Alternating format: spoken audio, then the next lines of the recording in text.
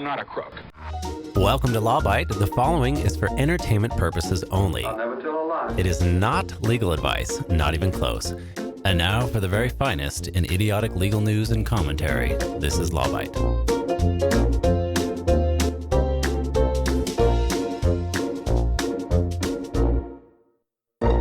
If you haven't heard, former President Donald Trump was recently indicted by a New York grand jury on various counts of fraud. But if you have heard about it, you also probably know that this is the first time in U.S. history that a former president has been indicted on criminal charges. It's also the first time that a former president had hired a couple of Russian prostitutes to pee on a hotel bed and filmed it, allegedly. The point being is that I like to think of Trump as a trailblazer of sorts. Now still, no matter where you sit on this indictment issue, i.e. whether you're for it or against it, I think the one thing that unites us all is that none of us knows what an indictment is. So I decided to look it up. Turns out it's a process where 24 or so people get together. They decide if there's enough evidence to even charge a crime in the first place. It's kind of like a pre-charging phase. And it does not mean that someone is guilty.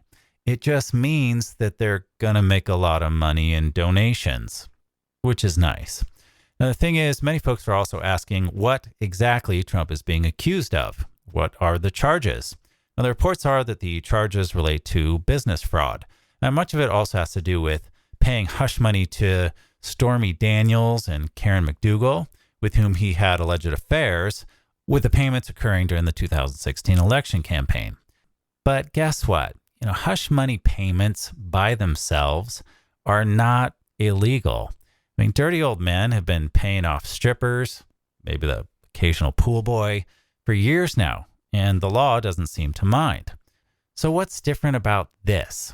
Well, the problem is falsifying it in your business records and calling it legal expenses. In other words, I guess if you're going to be a hoe, you got to be an honest hoe. Put it down in the hoeing category. To put it differently, the point here is context. Remember, it's not illegal to be gross. It's how you use your grossness that counts. Namaste. Until next time, this is Law Bite. See you then.